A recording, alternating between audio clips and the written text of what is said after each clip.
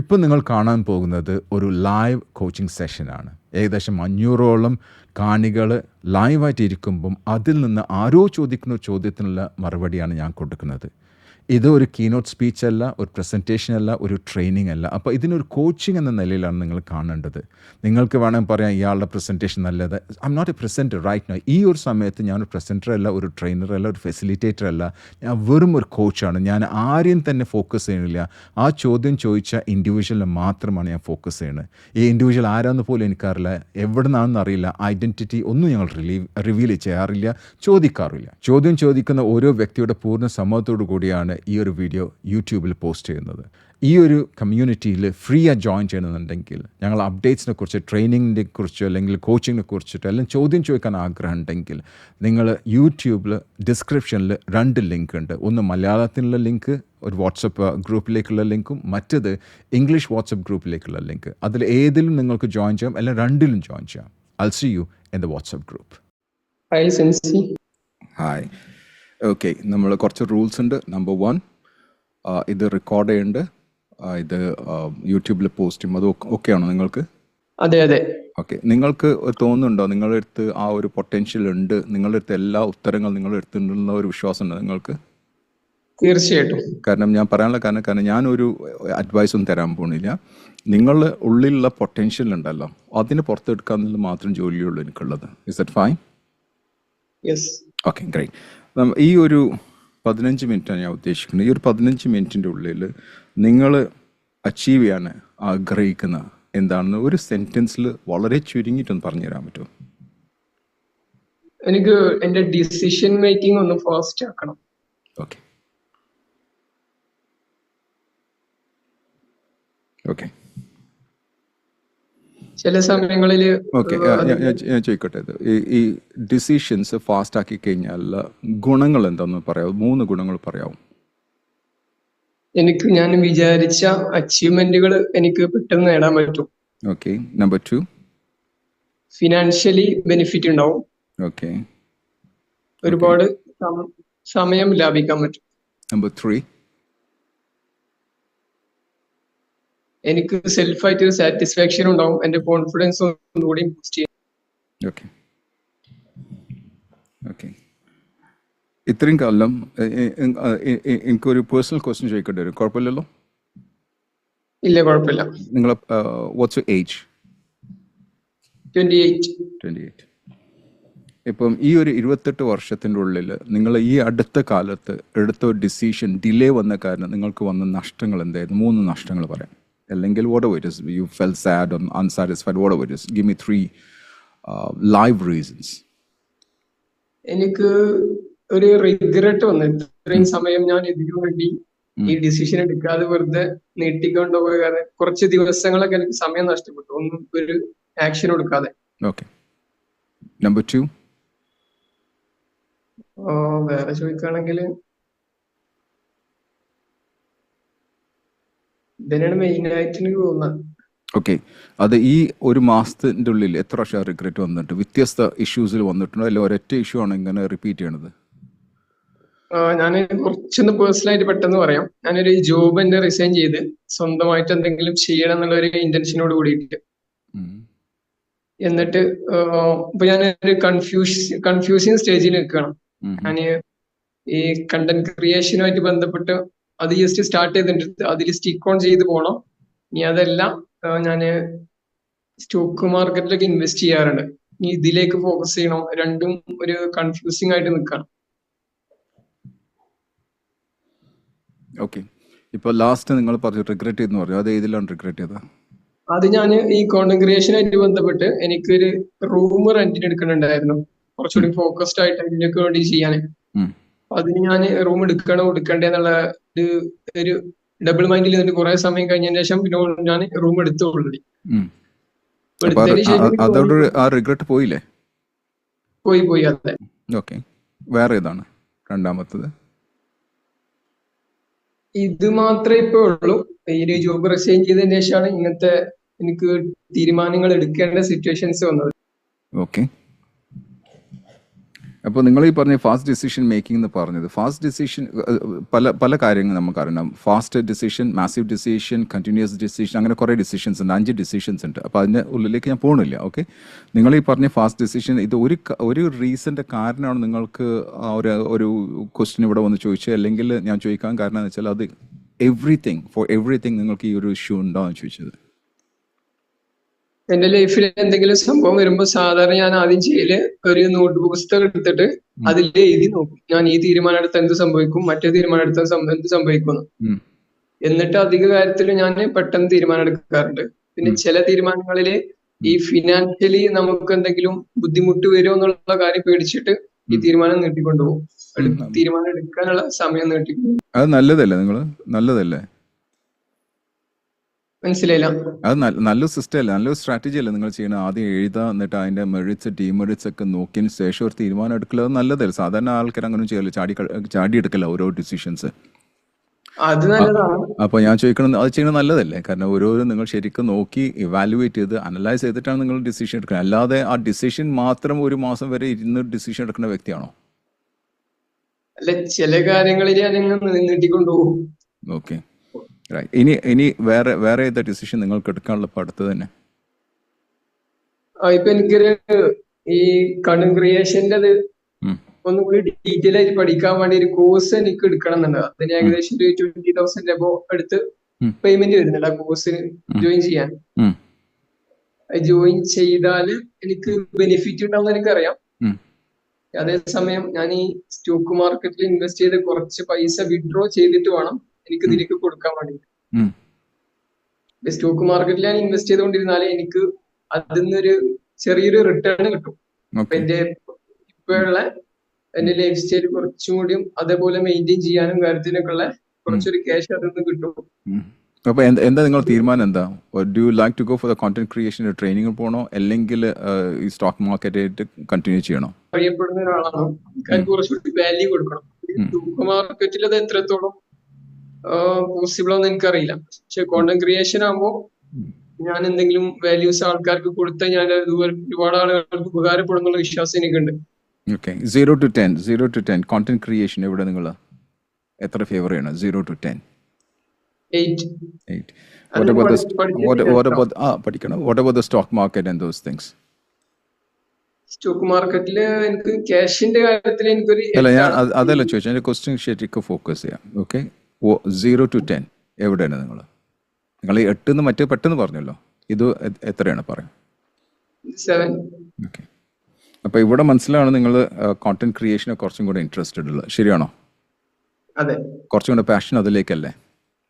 അതെ അതെ, അതിൽ കൂടെയാണ് കുറച്ചും കൂടെ അറിയപ്പെടുന്നത്. അതല്ല എന്തോ ചോദിച്ചല്ലോ, നിങ്ങൾ പറഞ്ഞല്ലോ ഇപ്പം I want to be know എന്നുള്ളത് അല്ലേ? അറിയപ്പെടാൻ ആഗ്രഹം. ഓക്കെ, അതും വരുന്നത് ഈ കോണ്ടന്റ് ക്രിയേഷനിലല്ലേ?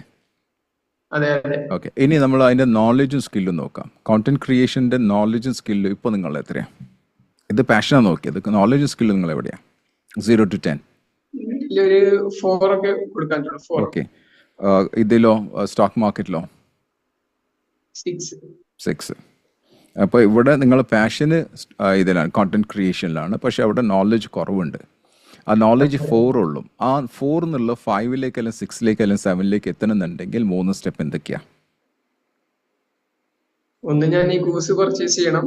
ഓക്കെ, കോഴ്സ് പർച്ചേസ് ചെയ്യണം. ഓക്കെ, അതിന് 20K വരും അല്ലെ, 20,000 റുപ്യൻ്റെ അടുത്ത് വരും. രണ്ടാമത്തെ എന്താണ്? ഫോക്കസ്ഡ് ആയിട്ട് വർക്ക് ചെയ്യണം. എന്തിനാണ് വർക്ക് ചെയ്യേണ്ടത്? ഫോക്കസ് ആയിട്ട് എന്തിൽ വർക്ക് ചെയ്യണം? ഈ കോണ്ടന്റ് ക്രിയേഷൻ ആയിട്ട് ബന്ധപ്പെട്ടുള്ള കാര്യങ്ങളിൽ ഫോക്കസ് ആയിട്ട് ആക്ഷൻ എടുക്കണം. Okay, number 3? കൂടുതൽ കാര്യങ്ങൾ അതിൽ പഠിക്കുക വേണം. എവിടുന്നാ പഠിക്കാൻ പറ്റും നിങ്ങൾക്ക്? ഈ കോഴ്സിൽ ഓൾറെഡി പഠിപ്പിക്കുന്നുണ്ട്.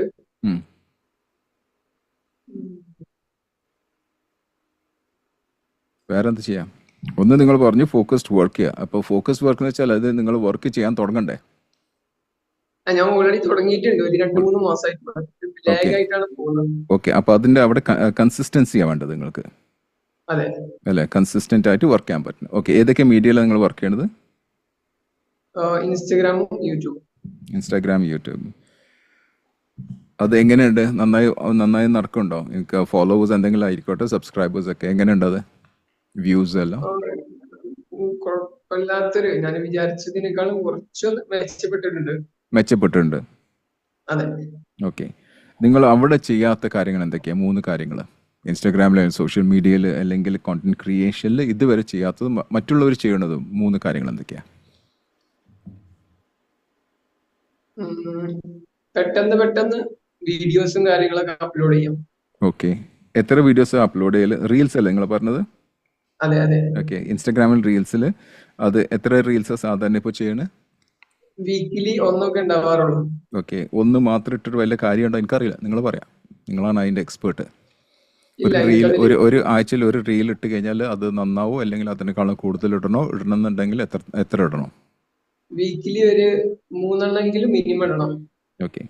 മറ്റേ പ്ലാറ്റ്ഫോം എന്ന് വെച്ചാൽ, ഒന്ന് ഇൻസ്റ്റാഗ്രാം പറഞ്ഞു, മറ്റേ പ്ലാറ്റ്ഫോം ഏതായിരുന്നു?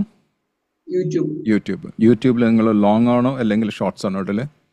യൂട്യൂബിൽ ഇൻസ്റ്റാഗ്രാമിലുള്ള സെയിം വീഡിയോസ് യൂസ് ചെയ്യാറ്. അപ്പോൾ യൂട്യൂബിൽ നിങ്ങൾ ഇപ്പോൾ ആഴ്ചയിൽ ഒന്നേ ചെയ്യണുള്ളൂ, അത് 3 എണ്ണം ആക്കണ്ടേ? എനിക്കറിയില്ല, നിങ്ങൾ പറയാം അല്ലേ? അതിപ്പോൾ 3 എണ്ണം ആക്കണില്ല. ആ 3 എണ്ണം ആക്കണം എന്നുണ്ടെങ്കിൽ എന്തൊക്കെയാണ് ചെയ്യേണ്ടത്? ഒരു 3 കാര്യം പറയാം. ഇപ്പൊ എന്തൊക്കെ കണ്ടന്റ് ആണ് ആളുകൾക്ക് വേണ്ടതെന്ന് അറിയില്ല, അപ്പൊ അതിനെ കുറിച്ച് റിസർച്ച് നടത്താം. ഓക്കെ. നിങ്ങൾ ഏതാ നീഷ്? ഏതാണ്? എന്തിനെ കുറിച്ചാണ് സംസാരിക്കുക? എന്താ നീഷ്? എന്താ? ടെക്, പിന്നെ ഡെയിലി ലൈഫിൽ യൂസ് ചെയ്യുന്ന കാര്യങ്ങൾ. ടെക്കും ഡെയിലി ലൈഫിലില്ല. അങ്ങനെ കുറേ ഉണ്ടല്ലോ. മലയാളത്തിലുണ്ട്, നോർത്ത് ഇന്ത്യയിലും കുറേ ആൾക്കാർ ചെയ്യുന്നുണ്ടല്ലോ. അപ്പോൾ അത് നോക്കിക്കൂടെ നിങ്ങൾക്ക്? വേറെന്താ ചെയ്യാൻ പറ്റുക നിങ്ങൾ?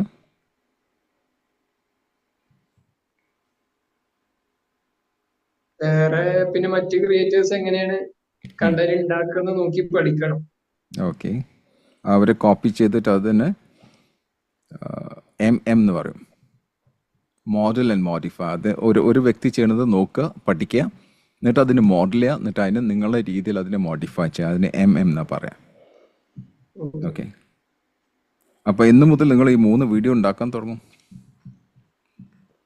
3 വീഡിയോ ഉണ്ടാക്കുന്നതിന് എനിക്കിപ്പോ ഉള്ള പ്രശ്നങ്ങളൊന്ന്, ഈ കണ്ടന്റുകൾ ശരിക്കും ഞാൻ എടുത്താല് മറ്റുള്ളവർക്ക് കോപ്പി ചെയ്ത് അതേപോലെ അപ്ലൈ ചെയ്തതിന് റിസൾട്ട് ഉണ്ടാവോ എന്നുള്ളൊരു കൺഫ്യൂഷൻ കൊണ്ടാണ് ചെയ്യാത്തത്. ഓക്കെ. അപ്പോൾ അവിടെയൊക്കെ സംശയങ്ങളുണ്ടല്ലേ? അവിടെ ഡിസിഷനൊക്കെ അവിടെയൊക്കെ വരുന്നുണ്ട്. അതെ അല്ലേ? അപ്പോൾ നിങ്ങൾക്ക് എന്ത് നിങ്ങൾ ചെയ്യാതെ നടക്കൂല എന്ന് ആലോചിച്ച് കഴിഞ്ഞാൽ നടക്കുമോ? ചെയ്ത് നോക്കിയാൽ ചിലപ്പോൾ ഞാൻ പറഞ്ഞുതരാം. ഞാൻ ഏറ്റവും കൂടുതൽ ക്ലിക്ക് കിട്ടുമെന്ന് വിചാരിച്ച വീഡിയോസ് ക്ലിക്ക് കിട്ടിയിട്ടില്ല. തീരെ കിട്ടൂല എന്ന് വിചാരിച്ച് ഞാൻ മടിച്ച് നിർത്തിയ ആ വീഡിയോസ് അപ്ലോഡ് ചെയ്താൽ അത് നന്നായി ക്ലിക്ക് ചെയ്യും. അപ്പം നമ്മൾ വിചാരിക്കുന്ന പോലെയല്ല അത്. ജനങ്ങൾ അതിനെടുക്കണം എൻറ്റയർലി ഡിഫറെന്റ് വേയില. ശരിയല്ലേ? അതില് വേറെ സംഭവം കൂടി ഉണ്ട്. എനിക്ക് ശരിക്കും ഈ പേഴ്സണൽ ഫിനാൻസ് ഇങ്ങനത്തെ സംഭവങ്ങളൊക്കെയാണ് ഞാൻ ഇൻസ്റ്റഗ്രാമിൽ വീഡിയോസ് വെച്ച് സ്റ്റാർട്ട് ചെയ്തത്. അങ്ങനത്തെ നീഷായിട്ട് മുന്നോട്ട് പോകണമെന്നാണ് ആഗ്രഹിച്ചിരുന്നത്. പക്ഷെ അങ്ങനത്തെ വീഡിയോസിനല്ല വ്യൂ കിട്ടിയത്. ഇങ്ങനത്തെ ടെക് റിലേറ്റഡ്. ഞാൻ അതിൽ കുറച്ച് ചെറുപ്പം മുതലേ ടെക് റിലേറ്റഡ് വീഡിയോസ് കാണാറുണ്ട്, ഇൻട്രസ്റ്റ് ഉള്ള ആളാണ്. അപ്പൊ അതിനാണ് വീഡിയോസ് കിട്ടിയത്. അപ്പൊ ആ ഒരു നീഷിൽ തന്നെ കണ്ടിന്യൂ ചെയ്യണമെന്നുള്ളൊരു സംശയം കൂടി അതിലുണ്ട്. എപ്പോഴും മനസ്സിലാക്കേണ്ടത് നിങ്ങളെ കഴിവ് അനുസരിച്ചല്ല, മാർക്കറ്റിന് എന്താണ് ആവശ്യമുള്ളത് അതിനനുസരിച്ച് നിങ്ങൾ മാറണം. ഇപ്പോൾ എൻ്റെ ഒരു എക്സാമ്പിൾ പറയാം. എൻ്റെ വീഡിയോസ് കംപ്ലീറ്റ് എനിക്ക് ഏകദേശം 900ഓളം വീഡിയോസ് ഉണ്ട് യൂട്യൂബിൽ. 2009 മുതൽ അതിന് മുമ്പ് തുടങ്ങിയതാണ്. പക്ഷേ അതിനൊന്നും ഞാൻ യൂട്യൂബർ അല്ല കേട്ടോ. പക്ഷേ ഇപ്പോൾ ഈ അടുത്താണ് മനസ്സിലായത്, അതെല്ലാം ഇംഗ്ലീഷിലാണ്. ഈ അടുത്താണ് മനസ്സിലായത് മലയാളത്തിലാണ് കൂടുതൽ എനിക്ക് ജനങ്ങൾക്ക് അതിൻ്റെ ആവശ്യമുള്ളത്. അപ്പോൾ ഞാൻ ഇംഗ്ലീഷിൽ നിന്ന് കംപ്ലീറ്റ് നിർത്തി മലയാളത്തിലേക്ക് വന്നു. അപ്പോൾ അതെങ്ങനെ മനസ്സിലായത്? നമ്മൾക്ക് മാർക്കറ്റ് പറഞ്ഞു തരും എന്താണ് വേണ്ടതെന്നുള്ളത്. മനസ്സിലാവുണ്ടോ? നമ്മളൊരു പാഷൻ, നമുക്കൊരു പാഷൻ ഉണ്ടായിരിക്കണം, തീർച്ചയായിട്ടും ഒരു ടോപ്പിക്കിനെ പറ്റി പാഷൻ ഉണ്ടായിരിക്കണം. പക്ഷേ ആ മാർക്കറ്റ് പറഞ്ഞു തരും ആ പാഷനിൽ തന്നെ ഏത് സ്പെസിഫിക് ഏരിയയിലാണ് അവർക്ക് ആവശ്യമുള്ളത്. അതിനനുസരിച്ച് നമ്മൾ ഫ്ലക്ച്വേറ്റ് ചെയ്യണം, അല്ലെങ്കിൽ നമ്മൾ ഫ്ലെക്സിബിൾ ആയിരിക്കണം, നമ്മൾ അഡാപ്റ്റബിൾ ആയിരിക്കണം. എങ്കിൽ മാത്രമേ നമുക്ക് ചേഞ്ച് കൊണ്ടുവരാൻ പറ്റുള്ളൂ. അത് ചേഞ്ച് ചെയ്യാൻ റെഡിയാണോ നിങ്ങൾ? തീർച്ചയായിട്ടും. ഓക്കെ. അപ്പോൾ എനിക്കൊരു 3 സ്റ്റെപ്പ് പറഞ്ഞു തരാമോ എന്താ ചെയ്യാൻ പോകുന്നില്ല? ഒന്ന്, ആ സ്റ്റഡീസ് നിർത്തരുത്. ആ സ്റ്റഡി നല്ലൊരു ഓർഗനൈസേഷൻ ആ തരുന്നുണ്ടെങ്കിൽ, അതിന് എക്സ്പെർട്ടീസിൻ്റെ അടുത്താണ് നിങ്ങൾ പഠിക്കുന്നുണ്ടെങ്കിൽ, വെറുതെ കോളേജിലും അല്ലെങ്കിൽ വെറുതെ ഇത് ഇതിൽ പോയിട്ടൊക്കെ വേറെ ഓൺലൈൻ യൂണിവേഴ്സിറ്റീസ് പോയിട്ടൊന്നും പഠിച്ചിട്ട് കാര്യമില്ല. ഓക്കെ, അതല്ല ഞാൻ ചോദിക്കുന്നത്. ശരിക്കും ഇതിൻ്റെ എക്സ്പേർട്സ് ആയിട്ടുള്ള ആൾക്കാരുണ്ടാവും, അവർ ക്ലാസ് എടുക്കുന്നുണ്ടാവും, വെബിനാർസ് ആയിട്ടൊക്കെ. അതിൽ പഠിച്ച് നമുക്ക് അറിയാൻ പറ്റും അവർ ശരിക്കും ഇത് ഉണ്ടാക്കിയിട്ടുണ്ടെങ്കിൽ, റിസൾട്ട്സ് ഉണ്ടാക്കി പ്രൊഡ്യൂസ് ചെയ്തിട്ടുള്ള വ്യക്തികളാണെങ്കിൽ അവരിരുന്ന് പഠിക്കാൻ. അതാണ് ഞാൻ ചെയ്യാറ്. Okay okay right. അപ്പോൾ അതെന്തായാലും നിങ്ങൾ നോക്കിക്കോളൂ. അതിന് 20,000 റുപ്പീസ് ഇൻവെസ്റ്റ് ചെയ്യാന്ന് വെച്ചാൽ ഒന്നുമല്ല, അത് ഇൻവെസ്റ്റ് ചെയ്യണം. ഇന്നത്തെ കാലത്ത് അതൊക്കെ ഇൻവെസ്റ്റ് ചെയ്യേണ്ടി വരും. നമ്പർ 2 എന്താ ചെയ്യാൻ പോകുന്നത് നിങ്ങൾ? രണ്ടാമത്തെ കാര്യം, എന്റെ നീഷില് ഓൾറെഡി ഉള്ള കണ്ടന്റ് ക്രിയേറ്റേഴ്സ് എന്താണ് വീഡിയോസ് ചെയ്യുന്നത്, ആ. അതേ കോണ്ടന്റ് എടുത്തിട്ട് എന്റേതായ രീതിയിൽ ഞാൻ പ്രിപ്പയർ ചെയ്യും. അതിനാ ഞാൻ എന്ന് പറഞ്ഞു കേട്ടോ, ഓക്കെ. Model and modify. മൂന്നാമത്തത് ഡെയിലി 3 വീഡിയോസ്, വീക്കിലി 3 വീഡിയോസ് തീർച്ചയായിട്ടും വിടും. അത് ഇല്ലെങ്കിൽ ഞാൻ എനിക്കൊരു ഹാബിറ്റ് ബിൽഡ് ചെയ്യാൻ വേണ്ടി ഒരു അക്കൗണ്ടബിലിറ്റി പാർട്ണർ സെറ്റ് ചെയ്തിരുന്നു, ഫൈൻ കൊടുക്കുന്ന രീതിയിൽ. അപ്പൊ അതേ രീതിയിലാണ് എനിക്ക് പാർട്ണർ കണ്ടത്. Okay, absolute fantastic. കാരണം 3 ചുരുങ്ങി 3 നിങ്ങൾ പോസ്റ്റ് ചെയ്യണം, അല്ലെങ്കിൽ ആ കണ്ടിന്യൂറ്റി അവിടെ നിൽക്കും. അപ്പോൾ ഏറ്റവും നല്ലത് ചെയ്യാന്ന് വെച്ചാൽ, ഞാൻ ചെയ്യലൊക്കെ ചിലപ്പോൾ 1-2 ദിവസം മാത്രമേ ഷൂട്ട് ചെയ്യുള്ളൂ. ഇപ്പോൾ ഇതിപ്പോൾ ഷൂട്ട് ചെയ്യണ്ട്. അപ്പോൾ ഇത് ഇന്നിപ്പോൾ 4-5 സെഷൻസ് നടക്കുകയാണെങ്കിൽ, സെഷൻസ് മീൻസ് കോച്ചിങ് നടക്കുകയാണെങ്കിൽ എനിക്ക് 5 അപ്ലോഡിലായല്ലോ, മനസ്സിലായില്ലേ? അത് വിചാരിച്ച് എല്ലാ ദിവസവും ഷൂട്ട് ചെയ്യാൻ നിൽക്കരുത്. ഒരു ദിവസം തന്നെ എന്തൊക്കെയാണ് ഷൂട്ട് ചെയ്യാനുള്ളത് അത് കംപ്ലീറ്റ് ഷൂട്ട് ചെയ്ത് കഴിഞ്ഞാൽ പിന്നെ അത് സ്കെഡ്യൂൾ ചെയ്ത് വെക്കുക. അത് ഓട്ടോമാറ്റിക്കലി അപ്ലോഡ് ചെയ്ത് പോകണം. അല്ലാതെ ഡെയിലി അതിന് വേണ്ടിയിട്ട്, അല്ലെങ്കിൽ ആഴ്ചയിൽ 3 ദിവസം അതിന് വേണ്ടിയിട്ട് നിങ്ങൾ മാറ്റി വെക്കാൻ പാടില്ല. ഇതൊക്കെ ലെവറേജ് ചെയ്യണം നിങ്ങൾ. ഓക്കെ, അപ്പോൾ ഈ 3 സംഭവം ചെയ്ത് കഴിഞ്ഞാൽ നിങ്ങൾക്ക് തോന്നുന്നുണ്ടോ ഇത് മെച്ചപ്പെടും എന്നുള്ളത് നിങ്ങളുടെ ചാനൽ? തീർച്ചയായിട്ടും മെച്ചപ്പെടും. ക്ലാരിറ്റി കിട്ടിയോ ഇപ്പോൾ നിങ്ങൾക്ക്?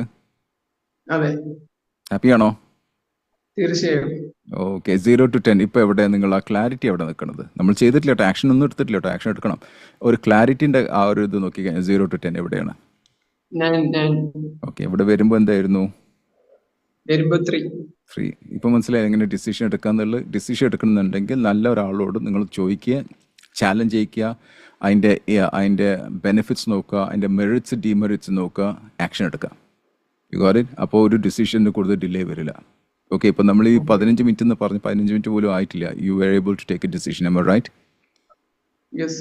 Same thing happens every time in your life. So I wish you all the best. Thank you. ഒരു കാര്യം കൂടി ചോദിച്ചോട്ടെ? പറഞ്ഞോളൂ, പെട്ടെന്ന് പറയാം. ഫിയർ ഓഫ് ഫെയിലിയറിനെ എങ്ങനെ മറികടക്കാം? ഓക്കെ, അത് വേറെ ചോദ്യം തന്നെ. ആ ചോദ്യം നമുക്ക് വേറെ ദിവസം ചോദിക്കാം, കാരണം കുറേ ആൾക്കാരുണ്ട് ഇവിടെ. Sure. Alright, thank you. Thank U.